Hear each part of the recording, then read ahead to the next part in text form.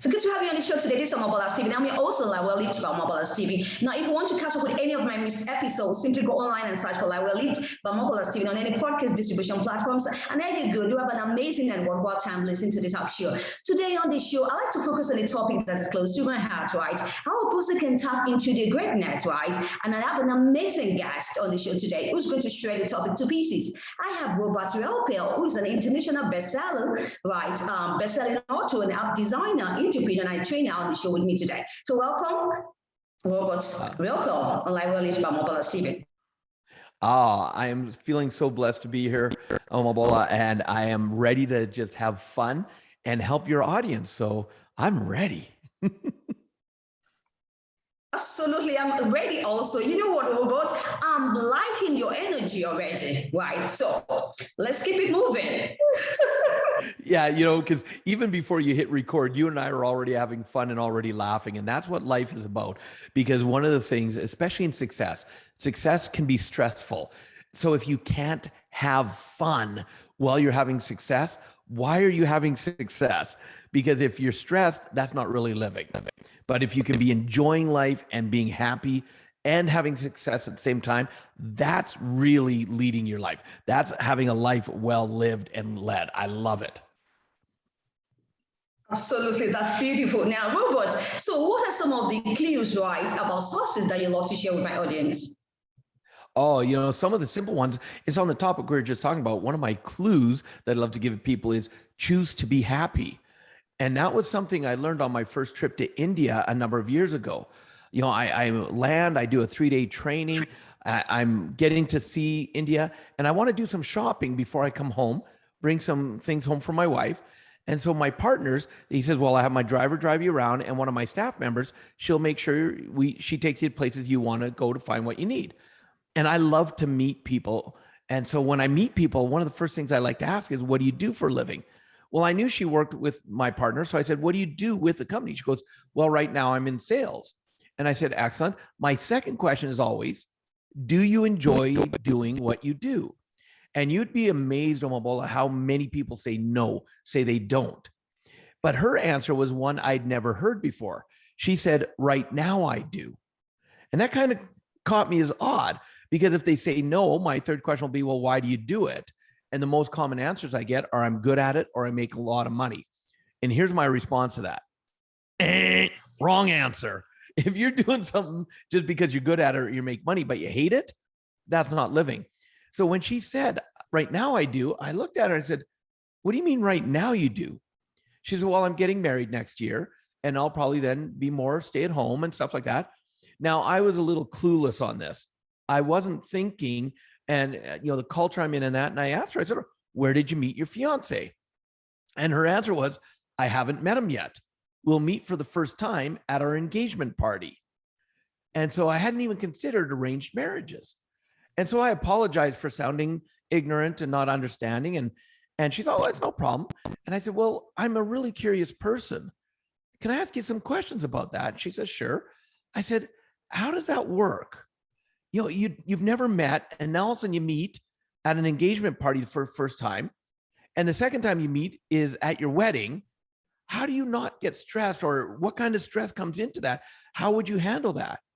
And she says, well, I follow what my mother taught me. My mother taught me that no matter what you're doing in life, choose to be happy. Because at least if you're choosing to be happy, you go into it with that energy. She goes, in India, we have arranged marriages and we have love marriages. And I said, do arranged marriages turn into love? She goes, some do, some don't.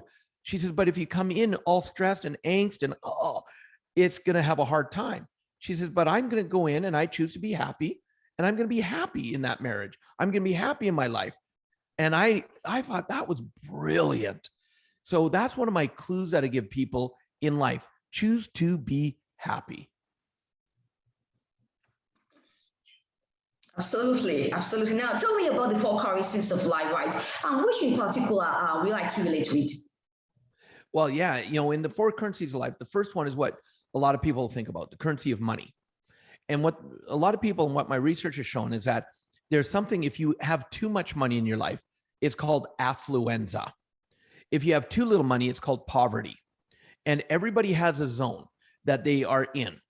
And so when you're getting below the poverty line, you feel stressed out. Oh my God, what am I going to do? I can't afford it. I'm going to go bankrupt, whatever it is. But if you're in the affluenza level, people start doing silly things with their money, or they invest without even doing their due diligence and wonder why they lose their money. And so it's understanding, where is your currency flow? Everybody's is different, and yours will grow with you. So as an example, I used to be a Domino's Pizza franchisee for 9 years, and my poverty level was about $40,000 a year. If my wife and I were making less than $40,000 a year, I was financially stressed beyond belief. My affluenza level was about 100,000. Anytime I'd get above 100,000, I'd start spending money without thinking about it, buying things I didn't need, and I'd lose a lot of money. And so that was my level, 40 to 100. Today, because I'm a different person and I've learned a lot more and I tend to make a lot more money, my affluenza level now is about, or my poverty level is about 200,000, because I like my lifestyle. So anytime I'm making less than 200,000, I get stressed out. My affluenza level is about $1 million a year. And so your zone will change. That's the first currency. The second currency is a currency we all have the exact same amount of, which is time. Too much time on your hand, you're bored. Too little time, you're stressed because I've got so much to do, I can't get it done. And when it comes to the currency of time, and have you ever had someone, let's say to you, oh my God, I'm so busy, I don't have time to do this. I've got a family, I've got my business. And what I've realized is people are really good at being busy, but they're not necessarily productive. And there's a world of differences between the two of those. And so one of the things I love to teach people is how to really, like, I live by the calendar on my phone. And I do my calendar a little differently, which we'll touch in on as we go through. But I'll let you know, the second thing I put on my calendar is what I call focused time. Because research has shown that people can only stay focused, really focused, for about an hour at a time before they start drifting all over the place. And so I'll put on my phone, if say I'm writing my new book right now, I might put in my calendar 10 to 11, writing book. And in that hour, I'll come into my office. I do not get distracted by anything else. And in that hour of being productive, I can actually do as much work as about 6 hours of being busy. So when people learn to be productive, they actually free up time and they end up having a lot more energy around what they're doing. So that's the second currency. Awesome. Third currency is the currency of fame. Have you ever noticed that, how fame can ruin people's lives, but yet other people, they seem to do well with it? And so I started wondering, what's the difference? What is it allows one person to handle it versus another? And it's about being you, being yourself in all things. So when someone becomes an authority, they start to get forms of fame, like more money, more people want to do business with them, more people want to learn from them, whatever it is. And so that fame can get people into their ego. And if you allow your ego, and let me be clear, everybody has ego. I'll say that again. Everybody has ego. You've just got to learn how to utilize it in a healthy way so it doesn't sabotage your success. And when it comes to fame, I love an interview years ago with Jennifer Lopez. The person interviewing her said, Jennifer, you are a powerhouse. You're an actress, a singer, a dancer, you know, a businesswoman. You're a powerhouse there. But also in your personal life, you're a powerhouse. Family's important. Your relationships are important. How do you separate the two? And what she said is, well, I'm me in everything I do. But when I'm in business, when I'm doing dance or movies or singing and that, I'm J-Lo. That's my persona. But when I'm home, I'm Jennifer Lopez. To my family, I'm just Jennifer. And to me, that was a big defining moment, because when I'm traveling around the world training, I'm in front of thousands of people at a time. I've got assistants taking care of everything. My brand, I'm Robert Raymond Riopel. I'm me, but I'm Robert Raymond Riopel. When I'm home, I'm just Robert or Rob.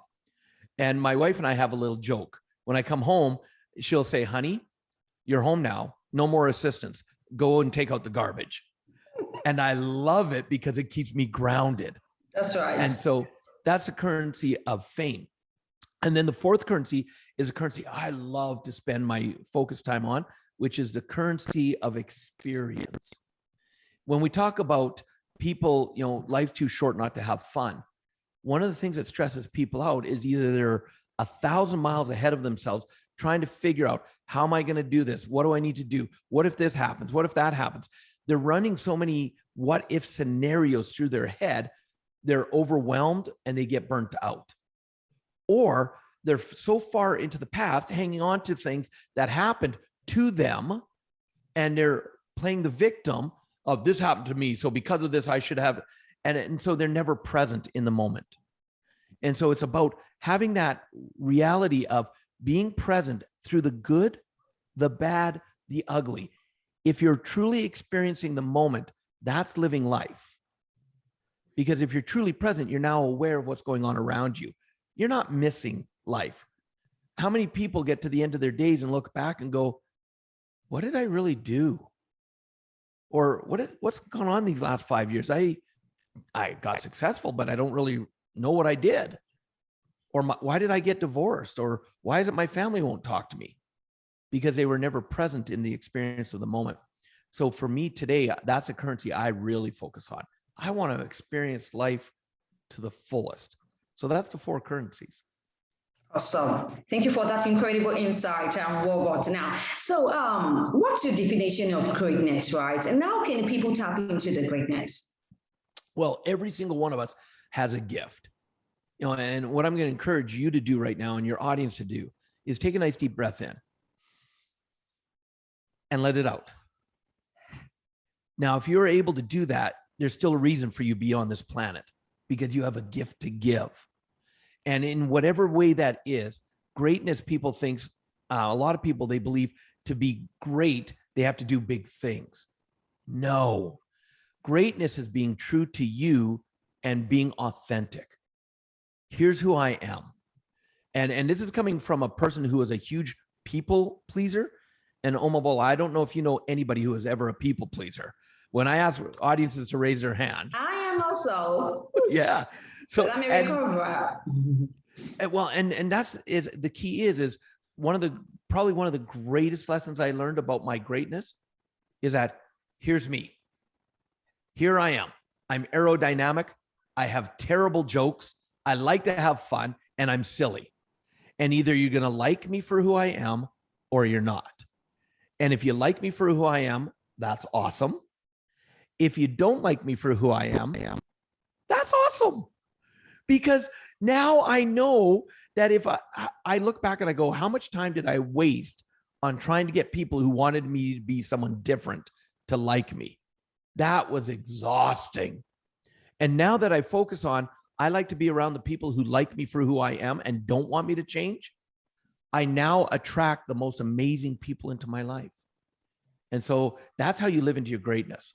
It's not about what can I do for the world? How can I empower the world? It's how can I be me in every day? That's living into your greatness. Beautiful. Now, Rob, right now, is it possible to be productive amidst life chaos? Yes. And the first part of that to understand is that most people resist chaos, especially like, oh my goodness, everything's going great. And all of a sudden the life comes and smacks you upside the head. And you're like, why did that happen? Things were going great. And what they don't know is that because they resist chaos, that's why they get more of it. But if you understand that chaos is actually natural, and if you embrace it, you can actually volunteer for chaos in small ways. So that, as an example, have you ever noticed that life is always trying to give you lessons? And if you don't listen to the lesson, what does life do? It gives you the lesson again with a little more intensity. True? And so most people, because they're risky, they keep getting the lesson and it comes harder and harder and harder until they can't ignore it anymore. So when I talk about, I share with people my 4 phases of life. One of the phases I call them unclutter. It's another name for chaos, because the way you volunteer when you're in the chaos phase, this is the time to destroy something in your life. You actually destroy something that's not working. As an example, Sometimes a business or personal relationship, it's time to let it go. It hasn't been working. So this is the time to let that go. Maybe it's time you've got a car that just is breaking down, and you've wanted to get another one. Until you let go of the old car, you can't get the new car. So you've got to be willing to let go of something good to get something great. Let go of something great to get something amazing. And the reason I call it unclutter is because this is how you can volunteer. Uncluttering is because it's destroying something. Every couple of weeks, I'll come into my office and I'll clean up my office and I'll throw away the things I don't need anymore, or I'll donate them, or whatever it is. I unclutter. Or as simple as going to your refrigerator. Have you ever walked to your refrigerator, open it up, and you're like, ooh, maybe there's something I need to take out of there. It's smelling a little old. Unclutter your refrigerator. Because now what you're doing is you're showing that I'm willing to cooperate with chaos in my life so it doesn't hit you so hard. And then, because chaos is actually in our life, as human beings, we're meant to evolve. That's one of our main objectives in life, is to evolve. And most people want to stay in their comfort zone, and chaos comes along to say, nope, come on, you're better than this, get going, evolve to the next level. And so that's why it's important to embrace the chaos. And a friend of mine, I love what he says.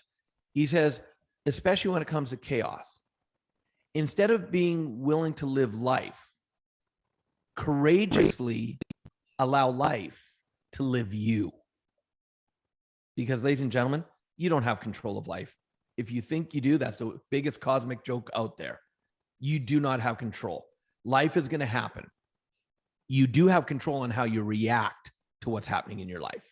That you do have control on. But if you think you have control of things, wrong, not happening. So learn to embrace it. Learn to courageously allow life to live you, and watch what's possible in your life. Thank you, Robert Riopel, for your incredible insight once again on today's show. So moving on, those acquiring knowledge and experience doesn't really matter when it comes to being unsuccessful in life. Now, let's talk about being financially successful, because I know that success can be relative. It can. And look, everybody goes through ups and downs in their life. And I love that you talk with your audience about the down times in people's lives. It's not just about, hey, why are you great? What's all your successes? It's about what's been your hardships. Because I, like you, agree that's where some of our greatest lessons come from. And with some knowledge and experience and continual learning, anybody can create financial security and freedom in their life. I totally believe that. Sure. Now, do you want to talk about struggles in life, right? Any personal experience to buttress the point? Yeah. So today, yes, I've been blessed to travel around the world. I've personally taught over 500,000 people how to create success in their life. But that's who I am today. You know, I haven't always been at this level. When I've always been an entrepreneur, and at a young age, I started working, and I was taught when you work, even if you hate the job, if it's giving you security and a paycheck that supports your family, you do it. And so that's what I did. And by the time I'm 21, I'm now laid off from the third company I've been working for. And I'm like, I'm working hard. I'm staying loyal. What's going on? And where I live in Canada at the time, 1989, we're in an economic downturn.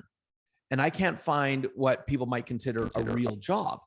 So because I've been taught you do what you need to do to take care of your family, I started delivering pizzas for a company called Domino's Pizza.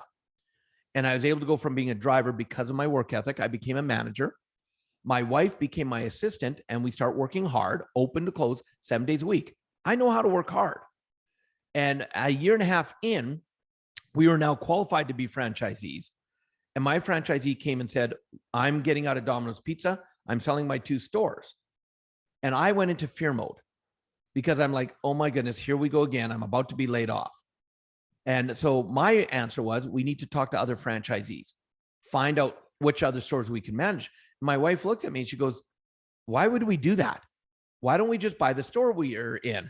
And I looked at her, I'm like, because we don't have any money. That's why we're not going to buy the store.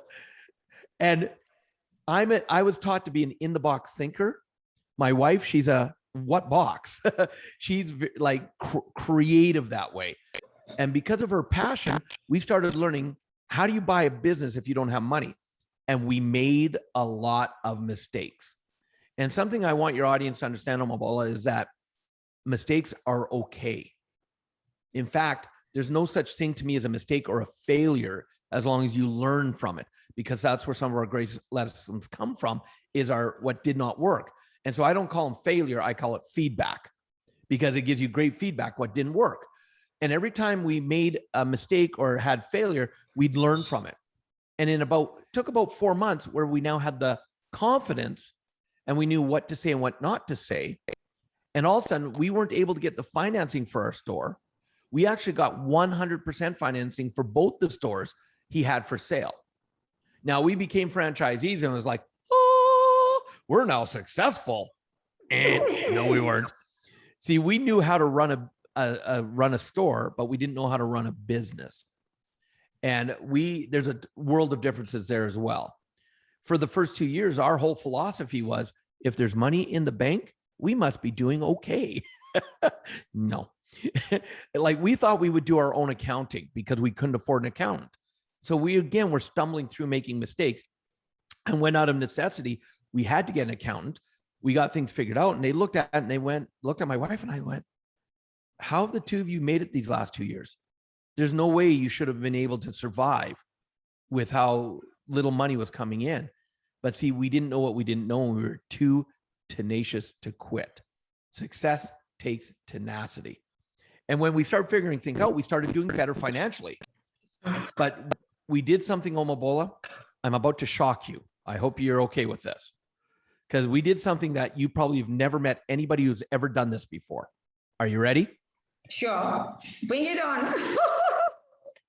We started spending more money than we were earning. Right? And I know no one's ever done that before. No one's ever spent more money than they earned. And by the time we were franchisees for 8 years, we are now actually over $150,000 in personal debt and going down quickly. And that's when we were introduced to personal development. And we went into a 3-day training where we learned why we were spending money the way we were, how subconsciously, unconsciously we were doing it. So what created the debt? But second, we learned to take ownership. Quit blaming other people for our situation. We took ownership of it. Because if someone lost my money in an investment, I blamed them. But I'm the one that gave them the money. I'm the one that didn't do my due diligence. So we had to start taking ownership. And then we learned, if we wanted to have success, here's some things we had to do. And in North America, I know the statistic here. I don't know it for other parts of the world, but I'm going to say it's pretty close because I've trained around the world. But in North America, only 3% of people will actually use the knowledge that they've been given. Only 3%. And I probably wouldn't have either when we left that weekend if my wife and I weren't so stressed out financially. We knew we had to make a change. And because of that, we actually started implementing what we had just learned.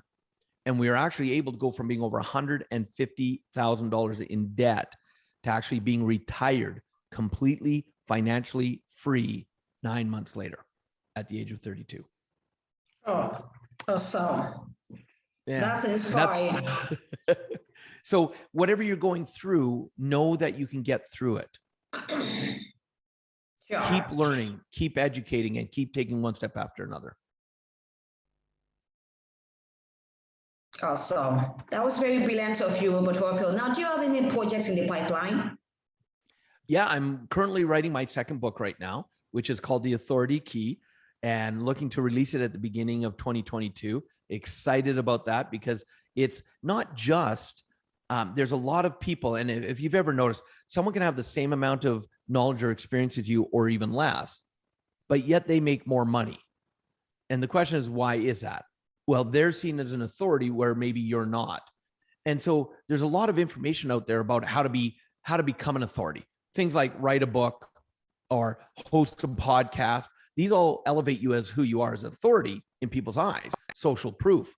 But what I want to really do is in my book, I take a deep dive into who are you as the person? Who are you? What is it inside of you that's either elevating your success or sabotaging it?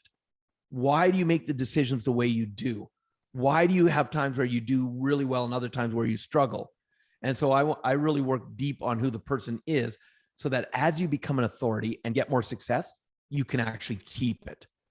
And actually, because making money is one thing, keeping it totally different. Awesome.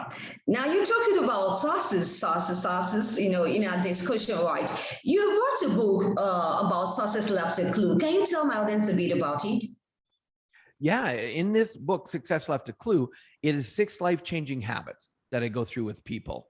And I kept it, I could have made it a really difficult 1,000-page book and give you all the science, all the, why it works, how it works, why you should do it. People would read the first 5 pages, get bored and quit. So I made it a very, very easy read. And the reason I'm telling people that is because I don't want them to let the simplicity fool them.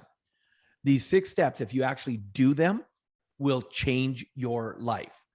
And the 6 steps, step number 1 is to dream big. Now, notice I didn't say dream. I said dream big. See, most people, when they're a child, anything's possible.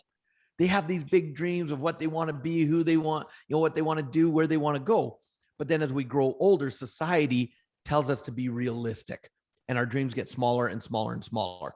And so it's about all how to dream big again and why that's important. Second step, find a mentor or someone to model. Because I don't care who you are, chances are whatever you want to do, someone's already accomplished it before. So find out how they did it, because the shortest distance to success is to model what someone else has done. But when you're finding a mentor or someone to model, I put another twist on that one. Something that's just as important is ask yourself the question, who can I be a mentor to? Who can I be a model to? And people might say to me, but I don't have success. I haven't done what you've done. I can't mentor people. Yes, you can.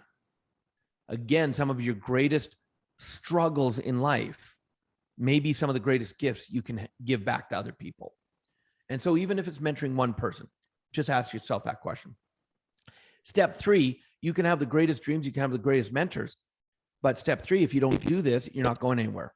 Take action. In all my travels around the world, the biggest difference between success and non-success, successful people take action. One of my favorite quotes, 1 step in the right direction is worth 1,000 years of thinking about it. So take that step, take that action. 4, what's interesting about this one is, again, you can have the greatest mentor or greatest dreams, greatest mentors. You can even take action and have some success. But most people miss step number 4, and that's why they either don't keep it, sabotage their success, or don't think they have success. And it's to celebrate your successes. Every day I wake up, what I do is my success journal. I look at the successes from the day before, and over the years it's morphed. It's now a success or gratitude journal. Not only what have I done successfully, but who am I grateful for? What am I grateful for in my life? And that starts my day off on the right foot, because now I'm entering the day with gratitude and happiness and feeling that I have created success. And with your success journal, even if it feels small success, write it down, because your mind will make it a small, medium, or large success. And that's all crap. A success is a success is a success. So some days what I've written in my success journal is, I got out of bed. Yes. Because for some people, that is a big success. And some days it is for me. So I write it in. I got out of bed today. So that's step number 4. Step number 5 is kind of a byproduct of what step number 4 does, is believing in yourself. One of the biggest challenges I've noticed that people have in their lives around the world, low self-esteem, self-doubt. And so when it comes to believing in yourself, I want people to know, because we've been taught as children, don't brag, don't boast, don't be arrogant. I'm talking about having that belief in yourself with confidence, not arrogance. So own those little successes and the greatness, like who are you, and own it. Because when you own it authentically, I believe the greatest gift anybody can give this planet is to show up and be themselves authentically. plain and simple. So celebrate your successes will elevate your self-esteem and believing in yourself. So believe in yourself, no matter what you're going through. And then the final step, step number 6, easiest step of all. And remember, don't let the simplicity fool you on this. Step number 6, repeat the first 5 steps. Is just repeat those first 5 steps. I love that. I love that. Thank you so much for sharing your thoughts, on sources and also how we can, achieve greatness from within, right? I really appreciate your insight once again. Do you have any parting word you'd like to share with my audience? Yeah, the way I sign every autograph and the way I sign every email, always live with passion. Great. Simple. I love that. I'm a simple guy. I like to keep it simple because if it's too difficult for me, I don't do it. Great. Great. I like the pay line. Now, do you have any social media connections? I know you do. Yes, of course. You can find me on Facebook. I have a fan page. I'd love to be able to do that.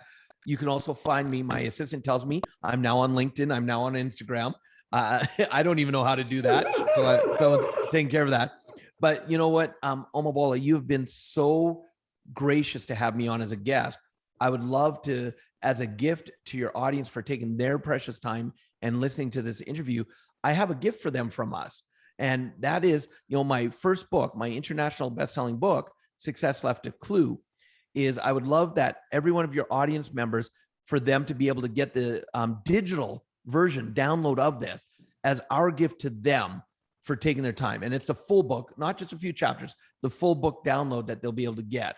I'd love to give them as a gift just by going to robertriopel.com. My name, just RobertRiopel.com. And I would love for them to download the book, but it does come with a caveat. And because most people, they get a book, they read it, they put it on the shelf, and it becomes shelf help. That's not why I wrote this book. I wrote this book as an instruction manual, as a workbook, because remember, step number 3 is to take action. So I actually have action steps all the way through here. And what it'll do is it'll actually say, did you do the last action? If not, stop reading right now, go back, do that action before you read any more. Because I firmly believe if people actually do the action steps in this book, their life will change. Awesome. Great. We'll be on the lookout, right? Thank you once again. Oh, my pleasure. Yeah, for your time and for your thoughts on the show today. I really had an amazing and a blast on today's show, I tell you. Right. Thank you, audience, for joining me on the show today. It's really been an amazing time with Robert Riopel on the show today. Let's do this some other time. I need you to always stay safe, always, with all my love. I talk to you soon.